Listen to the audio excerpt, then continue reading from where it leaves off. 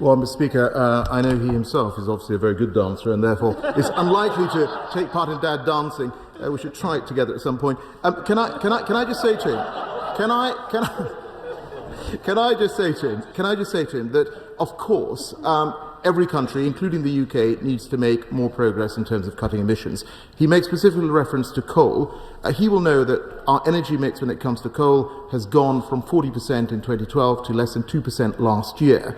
And we have been leading the Powering Past Coal Alliance, where a large number of countries have now signed up. So we are making progress. Of course, there is more that we can do. We now come to Stephen Metcalfe.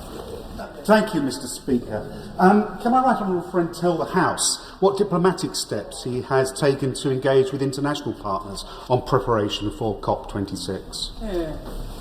Minister. Mr. Speaker, we're working closely at many levels with international partners on preparations for COP26 and to accelerate climate ambition. The COP President-designate has met large numbers of governments. He is already out and about visiting many countries, 15 in the last few weeks, and briefing UN member states on a regular basis. And I am working with the most vulnerable countries to make sure that they are supported for their ambitions to meet their resilience challenges. We have the final question from Hilary Byrne. Hilary. Thank you very much, Mr. Speaker. Converting UK homes to zero carbon heating will be a huge task. Does the COP President believe that heat pumps can adequately replace all gas boilers? And if there's a need for supplementary heating, what form does he think this should take? Mr. Speaker, I refer the right honourable gentleman to the 10-point plan, which set out very clearly the progress that we want to make in terms of decarbonising buildings and homes as well. And of course, heat pumps will play a part. We've also set out in there our plans in terms of the use of hydrogen for home heating as well. We now come to questions to the Prime Minister. And we start with Gagan Mahendra. Gagan. Number one, Mr. Speaker. Mr. Speaker, I know colleagues across the House will wish to join me in paying tribute to our dear friend and colleague, Dame Cheryl Gillan, who sadly died last week. An MP for Chesham and Amersham for 29 years, she will be remembered for being a strong voice for her constituents, a brilliant campaigner, including her advocacy for autistic people and their families, and for being the first female Secretary of State for Wales. I also want to pay tribute to Baroness Shirley Williams, a pioneer for women in politics and in government, and to our former colleague Peter Ainsworth, who was passionate about his causes, especially the environment. Mr. Speaker, this morning I had meetings with ministerial colleagues and others. In addition to my duties in this House, I shall have further such meetings later today. Thank you, Mr. Speaker. Dame Cheryl represented her constituents with considerable effectiveness for nearly 29 years and is already sorely missed in this place, especially by many of the newer members, as she was so kind to us in our first months in this place. One of her passions was the protection of chalk streams, in particular the River Chess, which passes through my constituency of South West Hertfordshire. Many MPs are increasingly concerned about reports of partially treated sewage being released into our rivers, with knock-on health impacts for both humans and animals. Can my right honourable friend reassure this House that this government will actively protect our rivers and streams? Mr. Speaker, my honourable friend is entirely right to raise the concern that we fully share about sewage overflow from into rivers such as the Chess, and that's why we have set up the Storm Overflows Task Force to address the matter, working with the water industry regulators and environmental groups. And last month we announced legislation, plans for legislation to address this very issue. Now comes the Leader of the Opposition, Right Honourable Keir Starmer. Thank you, Mr. Speaker. Can I join the Prime Minister in his remarks about Dame Cheryl Gillan, who I work with on a cross-party basis and remember with fondness, and Ian Gibson, who also passed away this week. Both commanded respect on all sides of this House and will be sadly missed. Can I also pay tribute to Shirley Williams? She was a great parliamentarian, a formidable minister and cabinet minister. She loved this House the other place, and frankly anywhere where she could debate ideas and politics. For many years she was Labour's loss. Today she is Britain's loss, and my thoughts are with her family and loved ones. Mr. Speaker, does the Prime Minister believe that the current lobbying rules are fit for purpose? Mr. Speaker, I join the right honourable gentleman in what he said about Ian Gibson, and I indeed share the widespread concern about some of the stuff that we're reading at the moment, Mr. Speaker, and I know that the Cabinet Secretary shares my concern as well. I do think it is a good idea in principle that top civil servants should be able to engage with business and should have experience of the private sector. When I look at the accounts I'm reading today, it's not clear that those boundaries have been properly understood, and I've asked for a proper independent review of the arrangements that we have to be conducted by Nigel Boardman, and he will be reporting in June, and if he has any representations he wishes to make on that subject, he should do so to Mr. Boardman. Stop. Mr. Speaker, I know the Prime Minister is launching an inquiry. That inquiry isn't even looking at the lobbying rules. I'm not sure it's looking at very much at all, because every day there's further evidence of the sleaze that's now at the heart of this Conservative government. Let's just look, shake your heads, let's just look at the latest scandal. A wealthy businessman, Lex Greensill, was hired as a senior advisor to David Cameron when he was Prime Minister. We've all seen the business card. After he left office, Cameron, became a paid lobbyist for Lex Greensill. Next thing we know, Cameron arranged access for Greensill with cabinet ministers and senior officials, and he lobbied for taxpayers' money on behalf of Greensill Capital. We also know the Chancellor pushed officials. We know the Health Secretary met Cameron and Greensill. We know that senior officials met Greensill Capital regularly. And now, even more unbelievably, we know the government's former head of procurement, no less, became a Greensill advisor while he was still a civil servant. Does the Prime Minister accept there's a revolving door, indeed an open door, between his Conservative government and paid lobbyists? Mr. Speaker, this is a government and a party that has been consistently tough on lobbying, and indeed we introduced legislation saying that there should be no taxpayer-funded lobbying, that quangos should not be used to get involved with lobbying. We put in a register for lobbyists, and there's one party, Mr. Speaker, that actually voted to repeal the 2014 Lobbying Act, and that was the Labour Party in their historic 2019 election manifesto, which he is yet to repudiate, Mr. Speaker. They did so because they thought it was unfair and was restricting people's ability to make representations to politicians. I think that's absurd. Will he now say that it's absurd to repeal the 2014 Lobbying Act? Mr. Speaker, he talks of the Lobbying Act. Who was it who introduced that legislation? David Cameron. Who was it who voted for the legislation? Half the Conservative front bench. We said it wouldn't be tough enough. And where did that legislation lead? 2 years later, David Cameron camping out in a Saudi desert with Lex Greensill having a cup of tea. I rest my case in relation to that legislation. Let me try another very simple question. Is the Prime Minister aware of any other government official who had commercial links with Greensill or any other lobbying role while working in government?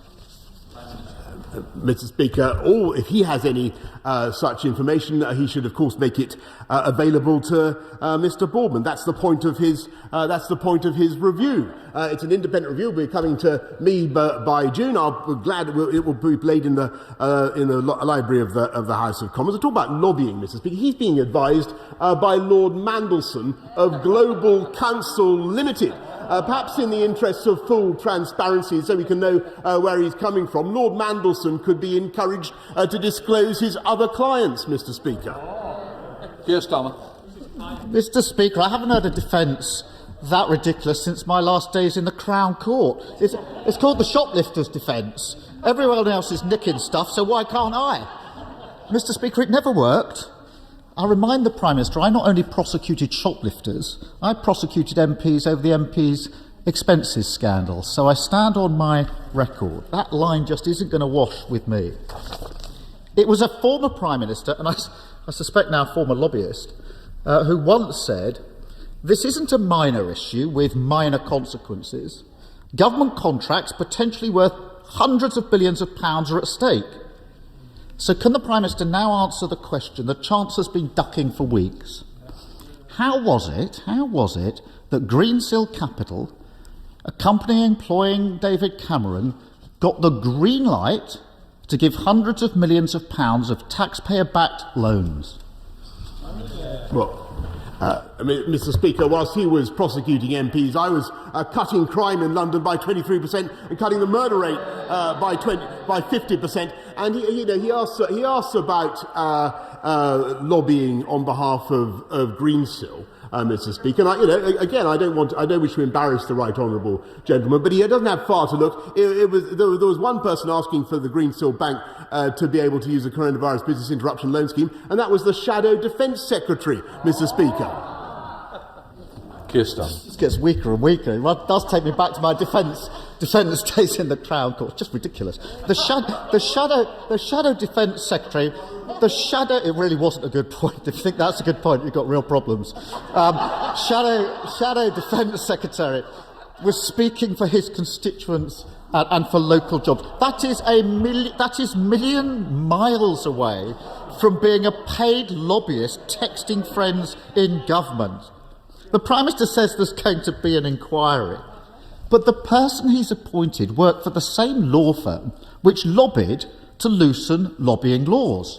You couldn't make it up. What we need is to overhaul the whole broken system. This afternoon, Labour's motion calls for a proper parliamentary inquiry into this scandal. If the Prime Minister is so concerned about this, he should welcome the motion. After all, to quote David Cameron, his old school friend, sunlight is the best disinfectant. So will the Prime Minister vote with Labour today for a full, transparent, independent inquiry? Mr. Speaker, I think he would have been better off supporting the Lobbying Act, and the Labour Party would have been better off not campaigning to get rid of it. It toughens up our laws, and Mr. Speaker, I think that his own proposal is simply to have politicians marking their own homework. What the country wants, that's all it is. A committee of MPs to look at it. It won't do a blind bit of good. That's why we're having a proper independent review. If he has any representations or allegations to make about what has taken place, he should make them to the eminent lawyer who's been asked to do it, who'll be reporting to us by June. Yes, Starmer. Mr. Speaker, the Prime Minister should be voting with us, not blocking a proper inquiry. The Greensill scandal is just the tip of the iceberg. Dodgy contracts, privileged access, jobs for their mates. This is the return of Tory sleaze. Mr. Speaker, it's now so ingrained in this Conservative government. We don't need another Conservative Party appointee marking their own homework. Actually, Mr. Speaker, the more I listen to the Prime Minister, the more I think that Ted Hastings and AC12 are needed to get to the bottom of this one. Mr. Speaker, we know the Prime Minister will not act against sleaze, but this House can. So can I urge all members of this House to come together this afternoon to back Labour's motion and start to clean up the sleaze and cronyism that's at the heart of this Conservative government? Prime Minister. Mr. Speaker, that's why we're putting in an independent review. That's why we have tougher laws on lobbying. A great shame that Labour opposed them. Mr. Speaker, yes, we are getting on with rooting out bent coppers, Mr. Speaker. We're also appointing and hiring thousands more police officers. Mr. Speaker, we're fighting crime. We're fighting crime on the streets of our cities, whilst they opposed the police and crime bill, which would have put in tougher sentences for serious sexual and violent offenders. absolutely. And they then encouraged people who went out and demonstrated, Mr. Speaker, to kill the bill. We're getting on with protecting the public. That's absolutely correct, Mr. Speaker. We're getting on with protecting the public of this country from crime of all kinds. We're getting on with the job of running this country, of rolling out a vaccination programme. Order. Prime Minister, I think we ought to at least try and address the question. Dean Russell. Thank you, Mr. Speaker. It's been a year this week since I had the privilege of starting to volunteer at Watford General Hospital, and over this time I've been fortunate and privileged to work along some inspirational and selfless volunteers. So as the nation reflects this week on the importance of schemes to support young people, may I ask the Prime Minister if he would meet with me to explore the creation of an NHS cadet scheme to pay tribute to those who've already volunteered over the past year and also create a lasting legacy for generations to come. Thank you.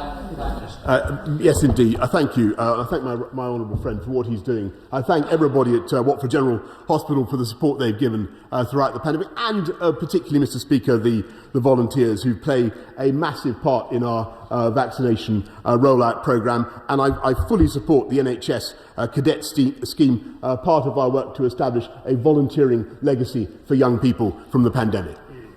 Leader of the SNP, Ian Blackford. Morning time, Mr. Speaker. Can I associate myself with the remarks of the Prime Minister and the Leader of the Opposition on Dame Cheryl Gillan and Shirley Williams? Mr. Speaker, the Scottish Government has passed landmark legislation embedding the UN Convention on the Rights of the Child into Scots law. A real revolution in children's rights.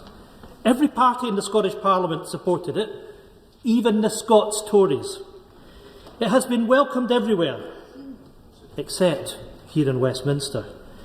Instead of supporting this new law, the UK Government is shamefully taking the Scottish Parliament to court in order to strike it down. Apparently, the only basis of the UK Government's legal case is that the law constrains Westminster powers. So, Prime Minister, can you do everyone a favour by explaining how protecting children's rights in Scotland threatens the Tory government in London? Mr. Speaker, this is complete nonsense. The government of the United Kingdom ratified the UN Convention on the Rights of the Child 30 years ago. We all support it. It is nothing to do with the rights of vulnerable children, which we all protect. This is simply an attempt by the SNP to stir up constitutional chaos and create another fictitious bone of contention between themselves and the rest of the country. If they really cared about the rights of the child, Mr. Speaker, they would do much more to improve education in Scotland, where they are so lamentably failing, Mr. Speaker. Ian Blackford. The rights of the child, an act passed by the Scottish Parliament, supported by every party, and his government is taking our Parliament, our government, to court. Mr. Speaker, there's nothing technical about this, and the Westminster government wants to strip away the rights of children in Scotland. This is a tale of two governments. We have an SNP Scottish government delivering the baby box, doubling the Scottish child payment, and providing free school meals to every primary school child. At the same time, this Tory government is robbing children of their rights in Scotland. Quite simply, Mr. Speaker, the SNP Scottish Government has and will continue to work to ensure Scotland is the best place for a child to grow up. This legal challenge threatens that. It is wrong and it is morally repugnant, Prime Minister. Will the Prime Minister commit to withdrawing his legal challenge today? If not, we'll see you in court. Well, Mr. Speaker, the best thing they can do, as I say, for the rights of the child in Scotland is to improve their shameful record on education and to tackle the issues that matter to the people of Scotland, to tackle the tax regime that they put in place, to do better on fighting crime and drug addiction in Scotland.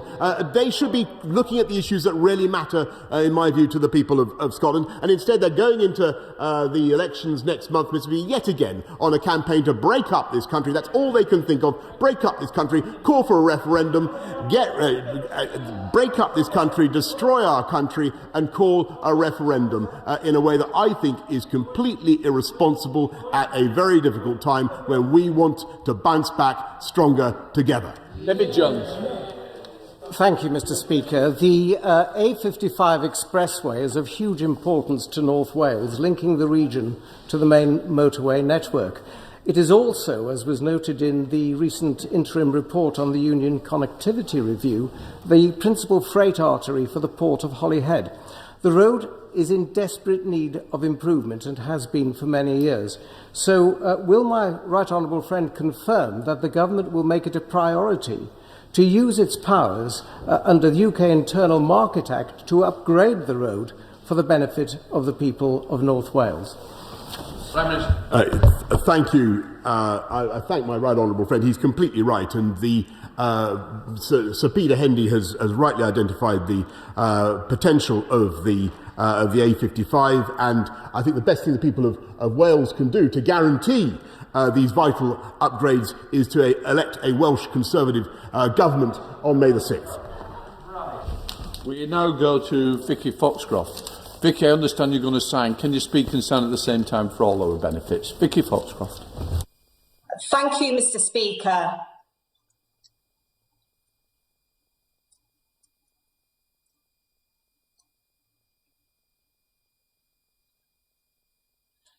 And if the Prime Minister doesn't understand, imagine how those who rely on British Sign Language feel at his press briefings.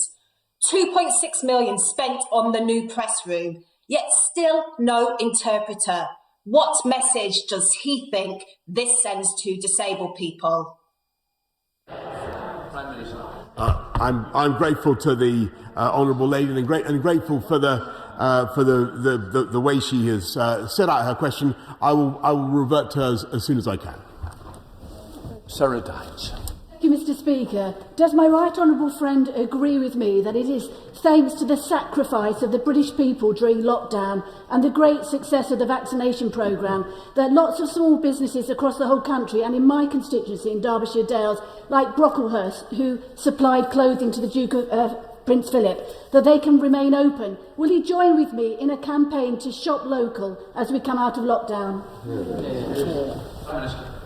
I thank my honourable friend, and I can tell her that, yes, I certainly will encourage her and everybody else to shop local as we come out of lockdown, and as I very much hope that we will be able to do. And my right honourable friend, the Communities Secretary, has announced £830 million of funding from the Future High Streets Fund has been allocated to areas, including her own, in order to encourage that shopping that we all hope and want to see.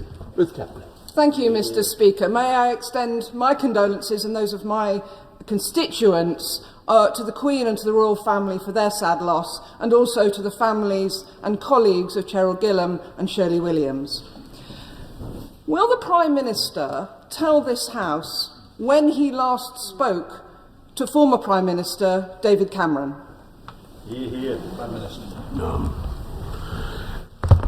The honest truth, I cannot remember when I last spoke to Dave, but I can, if she wants to know whether I've had any contact with him about any of the matters that have been in the press, the answer is no. Father of the House, Sir Peter Bottom.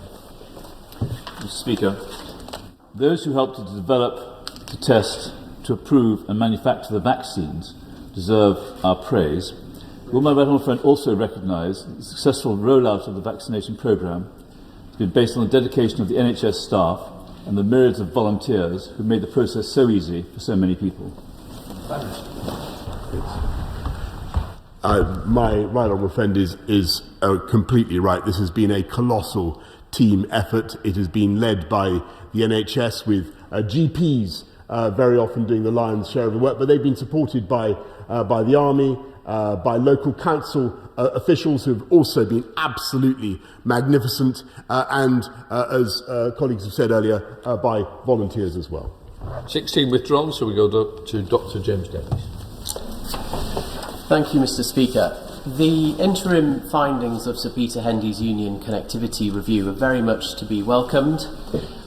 He highlights the improvements that need to be made to the railways in North Wales linking up with Merseyside and Manchester, as well as the A55. These, of course, can help to level up the region. Will my right honourable friend confirm that the identified projects within Sir Peter Hendy's work in North Wales will receive a fair chunk of the £20 million of development funding as part of the agenda? And will he commit to implementing the findings of Sir Peter Hendy's final report when it's released in the summer? I thank my honourable friend. We will look at what Sir Peter has to say. I think he's come up with some very interesting interim proposals, particularly about improving connectivity along the North Wales coastline, the routes into Merseyside, and on the A55. I repeat what I said to my right honourable friend earlier on. There is a great opportunity to do that if people will vote Conservative and vote for a Welsh Conservative government on May the 6th, Mr. Speaker. Let's go to Howell Williams. Howell. Thank you, Mr. Speaker. In 2007, my friend Adam Price, then the member for Carmarthen East and Dynevor, proposed an elected representatives prohibition of deception bill.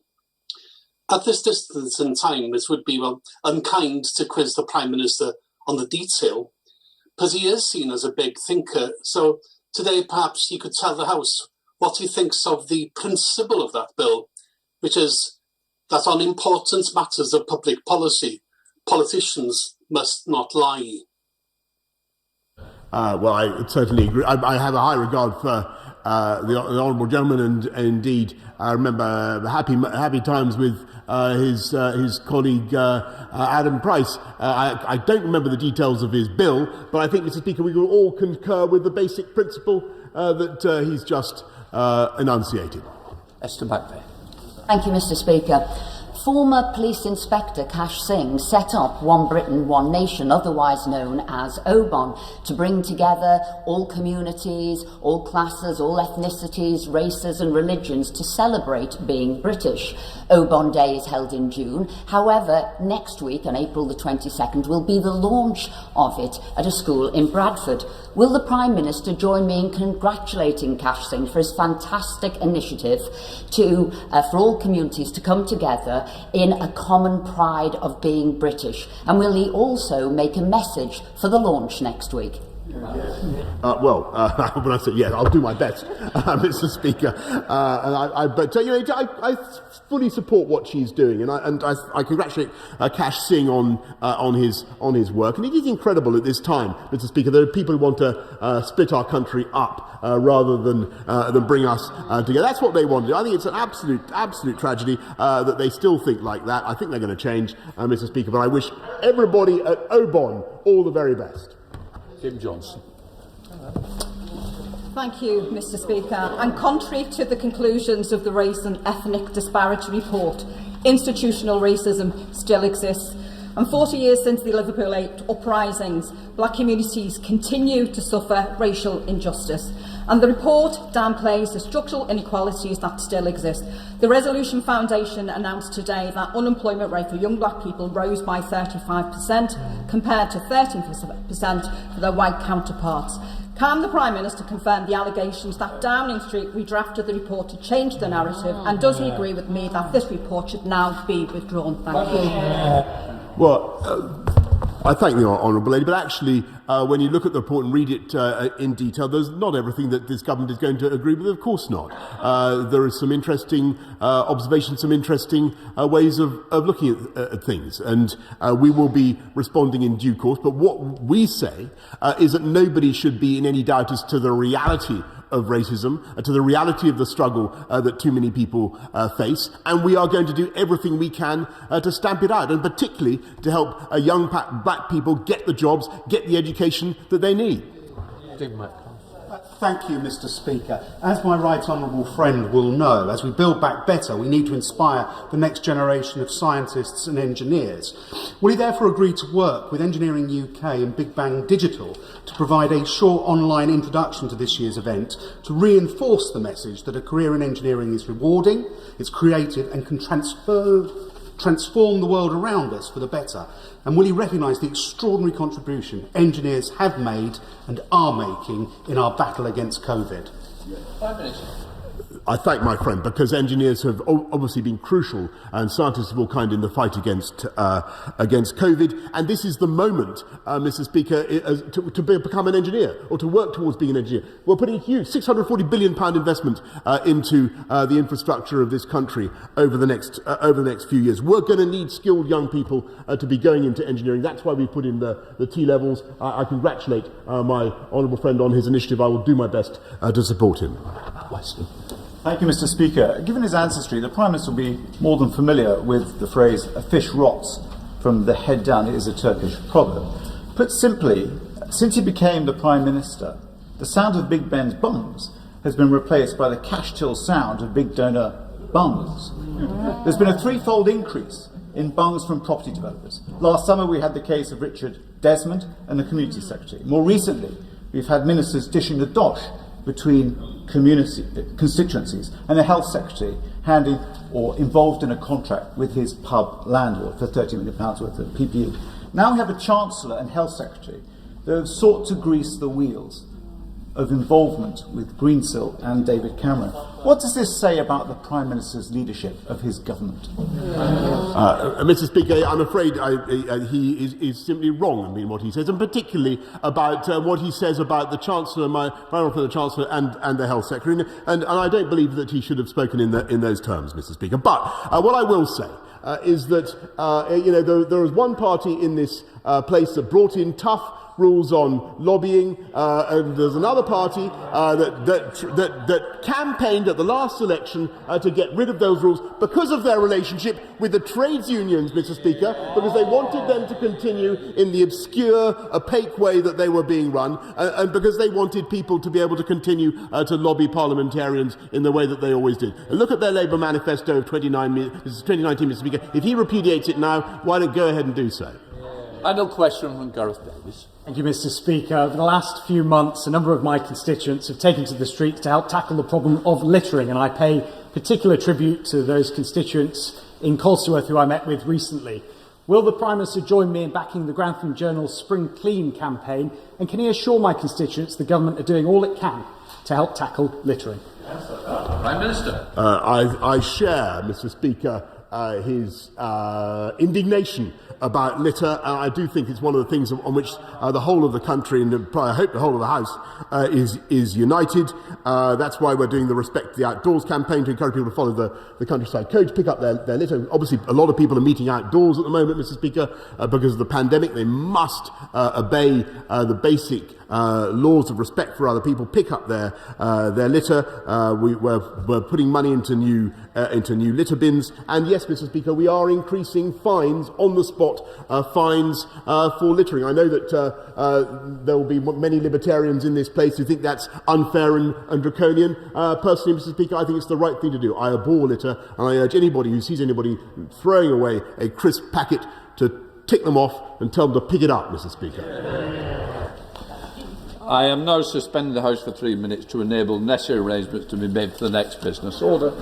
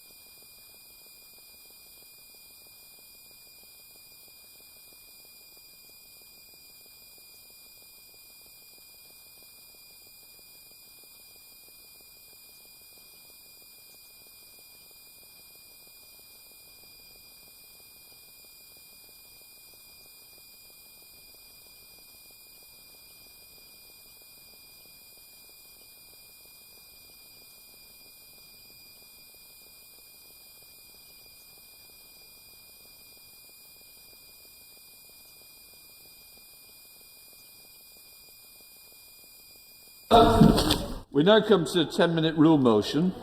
Caroline Harris. Thank you, Mr. Speaker. I beg to move that leave be given to bring in a bill to require the Secretary of State to lay before Parliament a report on proposal to award NHS staff a pay rise for 2021-2022 below 2.1%. To require the Secretary of State to move a House of Commons motion to approve any such report and for connected purposes. The last 13 months have impacted all of our lives. Illness, bereavement and financial worries, on top of learning to live with the fear of the pandemic and the limits on our freedoms. We haven't all faced the same level of difficulties, but none of us have escaped without our lives in some way being changed by the experience. 127,000 people have tragically lost their lives, one of the highest death tolls in Europe. And in the past year, over 450,000 have been hospitalised due to severe COVID symptoms. For every one of those people, it has been our amazing NHS frontline staff that have cared for them, fought for them, and either celebrated their recovery or held their hands as they took their last breath. Our NHS staff have kept this country going, risking their own health, isolating from their own families, working harder than ever, grieving the lives that they couldn't save, and comforting the bereaved. They are the very best of Britain, and they deserve to be given the credit and the reward for everything that they have done and everything they have sacrificed to keep the rest of us safe.